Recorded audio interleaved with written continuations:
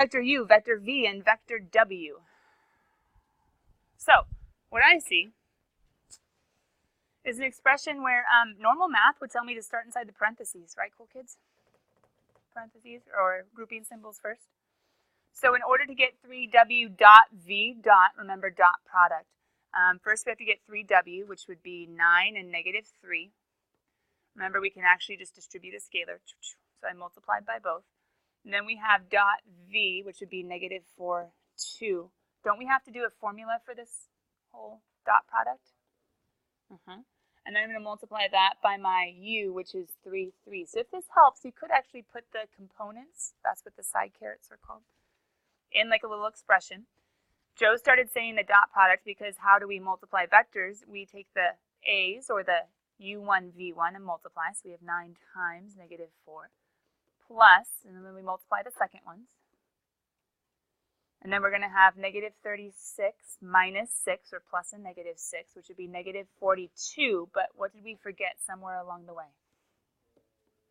We're supposed to be multiplying by u.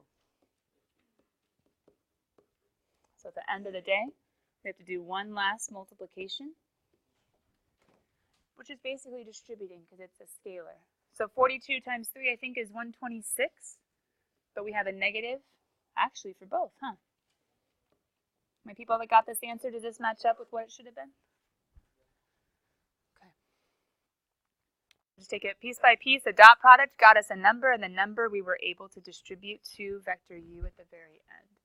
Are we good? Number 71, something about, the work done moving something from P to Q when the magnitude and the direction are given by V. Now, V is given in components.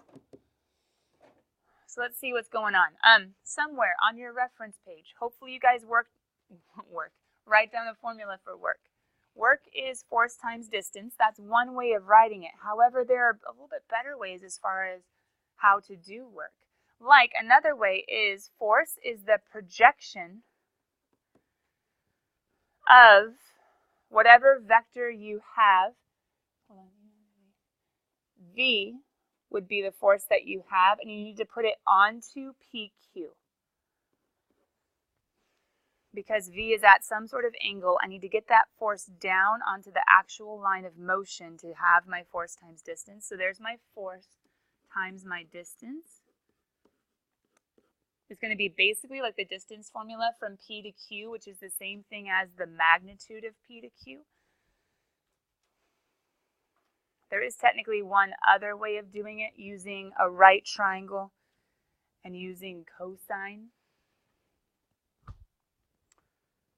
That does work as well if your movement is in like a straight line. So we could also like actually graph 0, 0, and we could graph 1, 2, 3, 4, 1, 2, 3, 4, 5, 6, 7.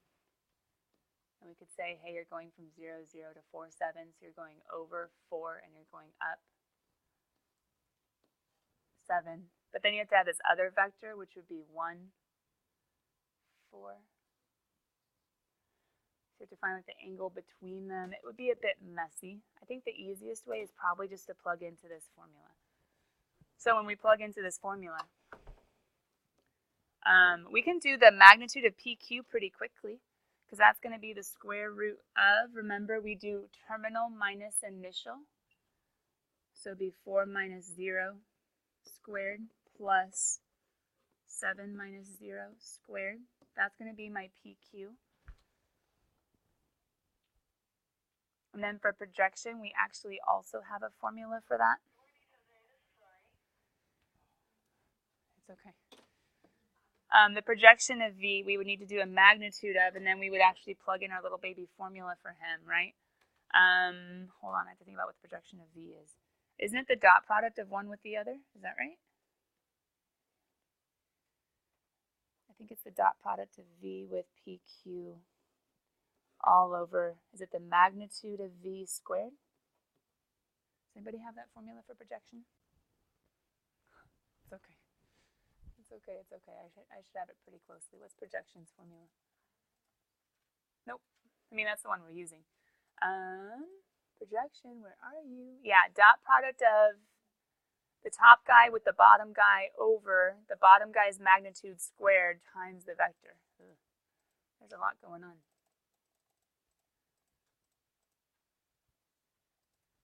Okay, what I forgot to do was multiply it by PQ.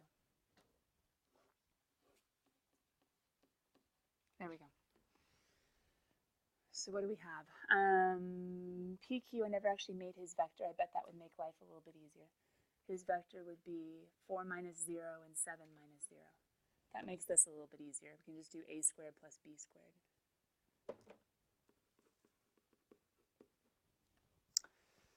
Dot product of v with PQ. I'm going to do that off to the side, I think, with the projection.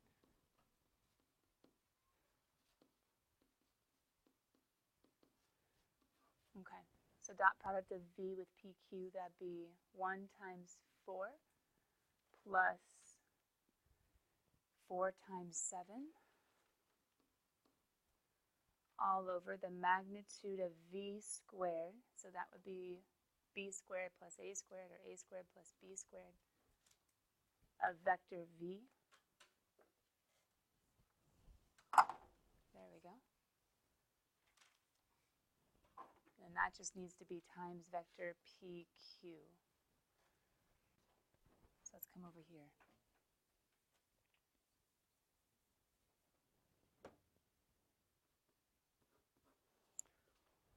So that's going to end up being 4 plus 28 is 32. The square root and the squared actually ends up canceling, which is kind of nice. I'm just going to end up with 16 plus 1 is 17. So I'm going to end up with 32 over 17 times vector PQ, which is 4, 7. There we go. We're almost there. All I have to do is distribute, which would be 128 over 17 and 225 all over 17. But you guys could do this in your calculator. I apologize. I'm trying to do it mental math because it goes faster up here than me going and getting a calculator. 128, that's right. And then 21, 14, carry the 1, 22. Oh, 224, I apologize.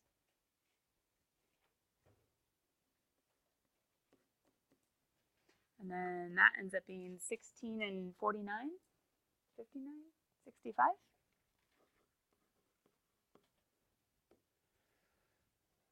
Last things last.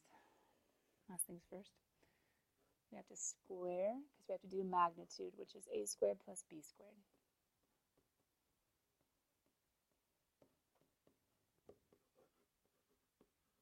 If you guys were to throw that all in your calculator, let's double check for those of you that did check the odds that this does work out. Remember, I think it's easier if you can get one big old expression and throw it all in your calculator with law of cosines, with law of sines, with some of these vector formulas. Some of you could have gotten decimals way up here. It just, I don't know, it could be a mess.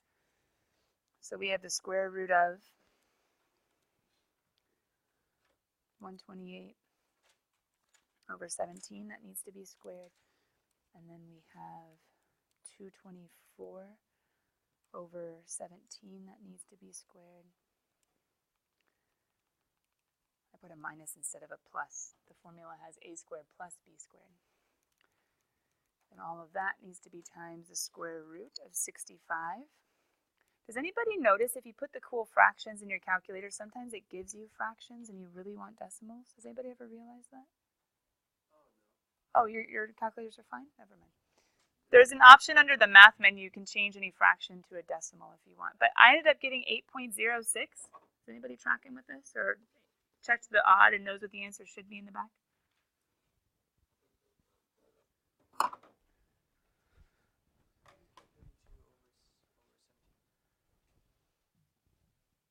Oh, with my dot product and my magnitude. So the projection formula says this vector times that vector, which is the dot product. So I had to do first times first plus second times second. That was the top. And then magnitude of this guy squared. Oh, did I do the magnitude of the wrong one? Thanks, Matthew. It doesn't match up, right, guys?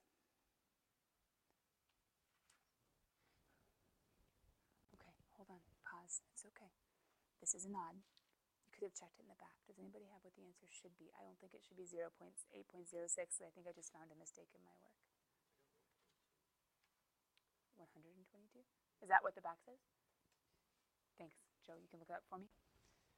Matthew just asked me how I got 32 over 17, and I went over to check my work. And here's the struggle.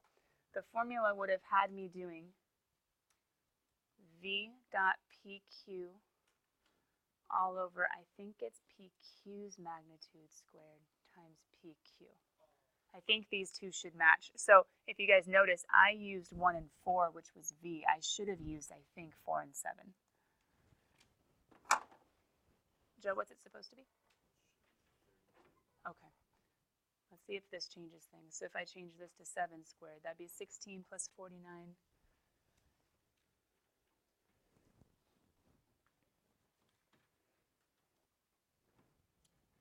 16 plus 49 is 65.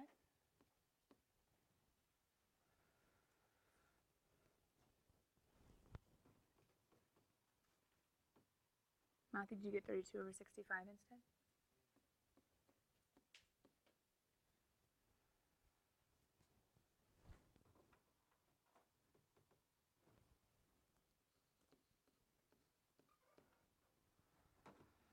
I think that should work a little bit better. The problem is I don't think that's getting us any closer to 32.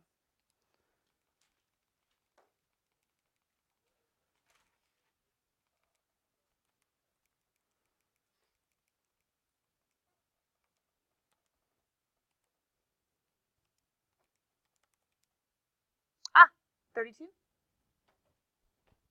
that what you got, Joe, in the back? Perfect. That's exactly what this turns out to be.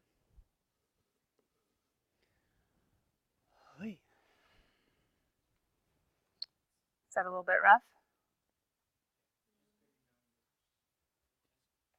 A lot of numbers. Yeah, it is a good test question. It makes you practice a lot of stuff in one big old problem, right? It does make you practice a lot of stuff in one big old problem. There is technically another way. I'm trying to see if I want to go for it. It does make it a little bit easier.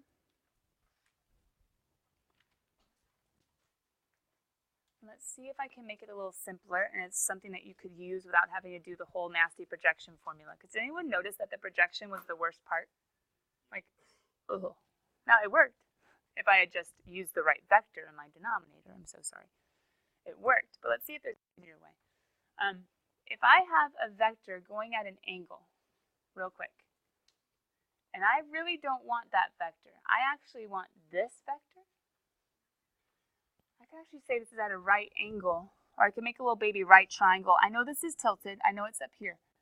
But I have vector V. I really want vector F. I really want the force going along the motion, which I know is this way. I'm just kind of... I could actually use, if I had it, I could use an angle instead. But the dilemma is I'd have to go find an angle, which I don't have. Yeah, because I could do adjacent over hypotenuse, and I could say, hey, when I want to do force times distance, I was trying to do PQ and I wrote an R.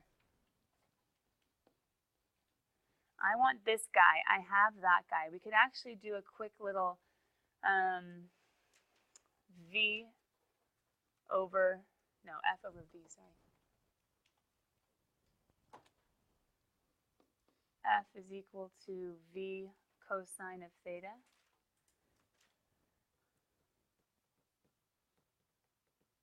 The only problem is I would need a theta. Do you guys know how I could find a theta if I wanted one?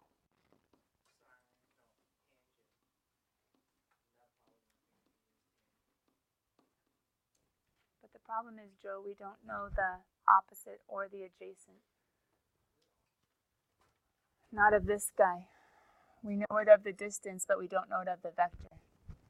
So the problem is we'd have to use another formula, which is why I'm trying to see if it'd be easy or not.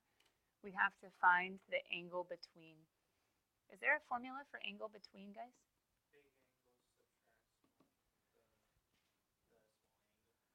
Yeah, if you could find it. That'd be one way. Or we could also use that formula that says cosine of theta is equal to, stink. Isn't there a formula for angle between? But what's the struggle? What work are we going to have to do no matter what? Do you see it? We're going to have to do this no matter what. So the hard part is there is an easier formula if they gave you the angle. If they gave you the angle, I think this would be easier. We're not going to use it for this problem, but if you guys are making your reference page, it depends on what they give you. If they do give you an angle between what's going on, this would be the easiest formula to use. But if they give you vectors, sadly, what's going to be the formula that you need to use? This one. So when dealing with work, we have a couple options. The big idea is force times distance, but they're going to give us a vector that's at an angle. We either can do the projection off to the side and then plug it in, do its magnitude, do a couple magnitudes, multiply them together. If they give us just vectors, no angles, I think this is the easiest way to go. But if they were to give you like a distance and an angle, you can just plug it into this formula and it'd be a lot easier, okay? So I think that's my advice for your reference page for work. Does anybody else want to get that quick hint down before I change the screen? Let me go ahead and write quick notes. Is that okay? This one is given vectors alone. And this one is given an angle. Given vectors alone, there is the long one. But given an angle also, there's actually a shorter version. Okay? Sorry guys, that was a little bit rough. The nice thing is if you look at, wait a minute, hold on. Let's see what this gives us. Does this give us an angle? Yeah, it does. Right there. So maybe we can use the easier formula. Yeah, go back. Yeah. So here are the two good work formulas. Sorry, I didn't give you enough time. But the nice thing is, Priscilla, those two word problems you were stuck on, check it. I think they both gave us an angle, which means we get to use the easier formula. So let's see what they gave us. One of the events in a strength competition is to pull a cement block. Hey, it's like me and my dog. Well, my stool, but my pretend dog, right? Is to pull a cement block 100 feet. What's 100 feet in my formula? Distance. 100 feet is going to be the magnitude of P to Q. It's the beginning to the end, how long it is. It's distance. One competitor pulls the block by exerting a force of 250 pounds on a rope attached to the block at an angle of 30 degrees. So if it says angle, I'm going to use this one where I can figure out what my given force is times cosine of my given angle times distance. Oops, I did row again. I don't know why. PQ. So guess what? 250 pounds is how much force exerted at an angle of 30 degrees over a distance of 100. Is it as easy as that? The answer is yes.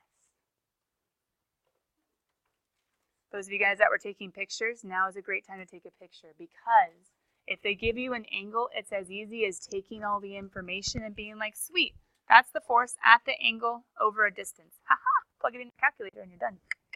These work problems are nice and easy. You would be in degree mode, yeah? Okay. Let me write down the answer really quickly because some of you guys know what the odds should be. And we should make sure that we're good, even though I'm pretty fully confident. The last one I knew there was a lot of math and I could have made a mistake. This one I'm getting 21,650.64 foot-pounds. Can anybody double check that for me? Cool. Does anybody know if that's what the back of the book has? Oh, it's an even. Hey, go team. Didn't we just have that up a second ago? 21,650.64. Oh, yeah, I did round right. That formula is not too bad, right, guys?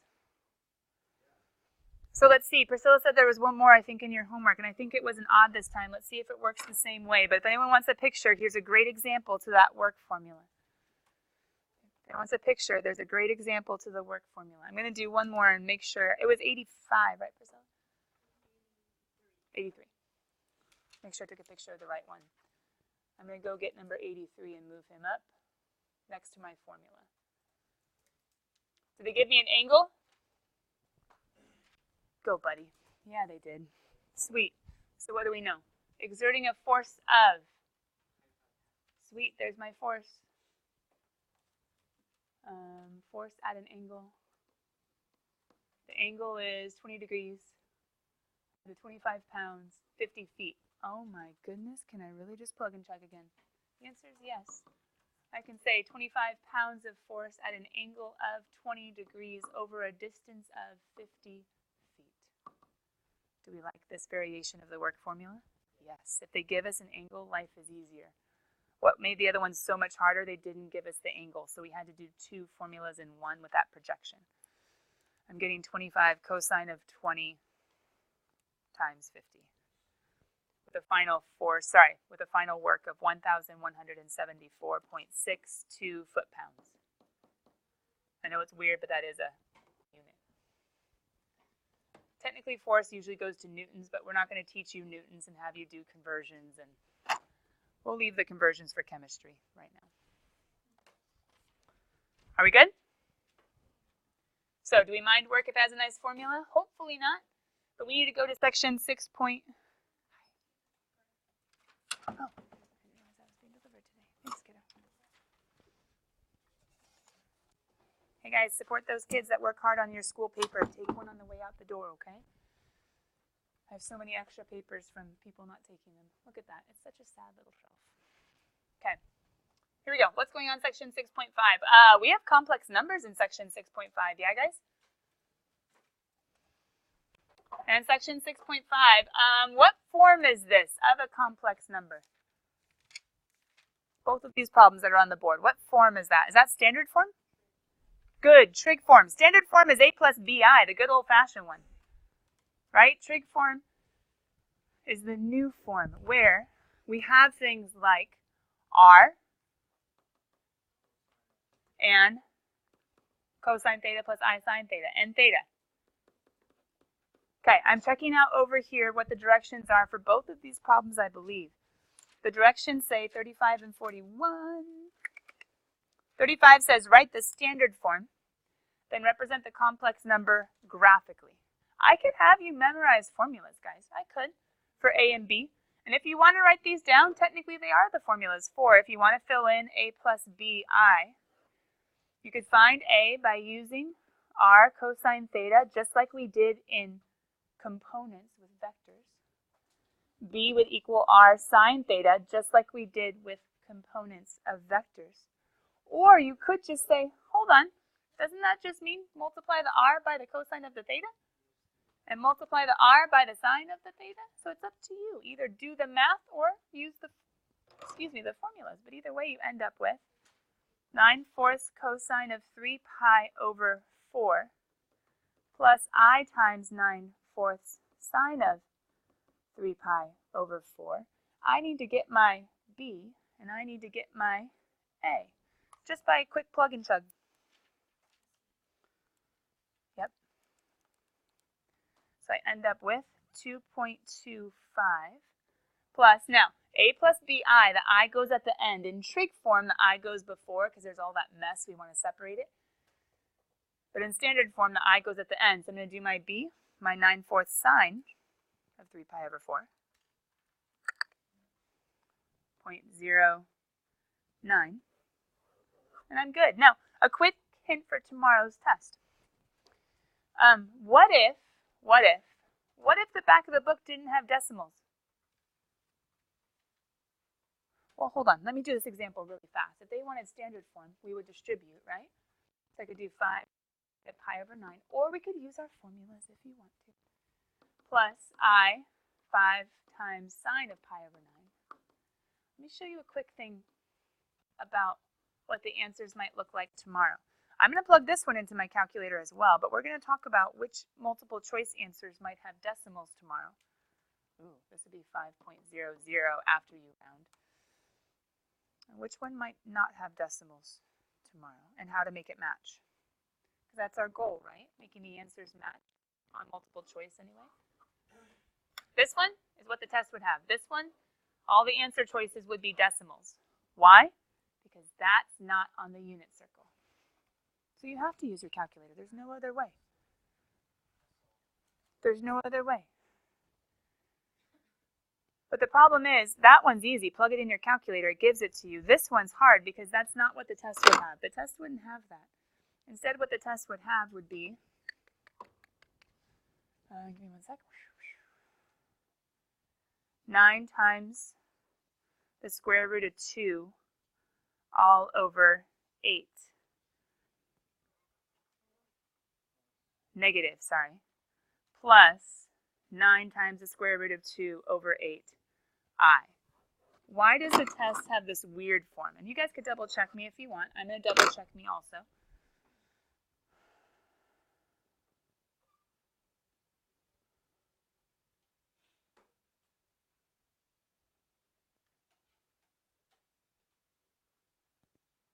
Am I not in radians? Did anybody else figure out that your answers weren't matching up? Great thing for tomorrow. Why are all my answers wrong? I was in degree mode. And what kinds of angles are these? Radians. Does that make sense? Make a note to yourself. This is why I had you guys on your reference page. Make a note in section 6.5. If they give us radians, we better not be in degrees. What did I notice? Shouldn't these be the same number? Just one's negative, one's positive? Huh? That's not right. I'm changing to radian mode, and I'm going back and doing my math again. Nice thing is, you guys, it wouldn't have matched up with the multiple choice, true? This one is negative 1.5. Oh, that was right. Okay, as I'm fixing my decimals up here, and some of you were in radian mode. Excellent job. You should have caught me and been like, I think you're in the wrong mode. But some of you were making the same mistake I did, negative 1.59, and this should be positive 1.59. I'll make sure it's good now. But guys, why would the test have these weird radical-y fraction-y thingamabobs? What's 3 pi over 4? Is it a unit circle one that you should be able to know that this is equal to negative root 2 over 2, and this one's equal to root 2 over 2? Do you see how they actually multiplied their fractions to make it nice and pretty? So what if you have this in your calculator and this is what's in the multiple choice? Oh, you guys know what to do, don't you? Well, you could know your unit circle, or you could just cheat a little bit and plug in their fractions and figure out which one matches, right? If you're allowed to use your calculator, it's a strategy. So do I have to come over here and change it? Yeah, because isn't this guy radians too? Bummer. Sorry, guys. But is that a good lesson for you guys? If I can make a mistake with radians, I bet you can too, huh? So let's change this to be what it needs to be in radian mode, which would be 4.70. This should match up better with the answer in the back of the book. And then if it's sine, if anybody wants pictures, let me get this one down, and then I'm changing the page. Bless you, bless you. 1.71i.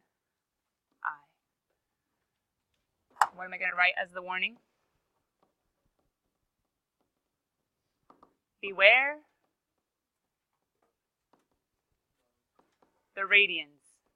We don't mind if they're degrees. We're going to be in degrees anyway for the majority of the test. But what do we have to beware? We needed to be in radian mode. All right, I'm going to change the page in 5, 4, 3, 2. Anybody else want a picture? Did I get all the way to the end? Oh, there's only one last. There's the test review. In case anyone wants to take a picture of the test review and not have to worry about Google Classroom. Oh my goodness, I think it's a Z1 times a Z2. Do you guys see it?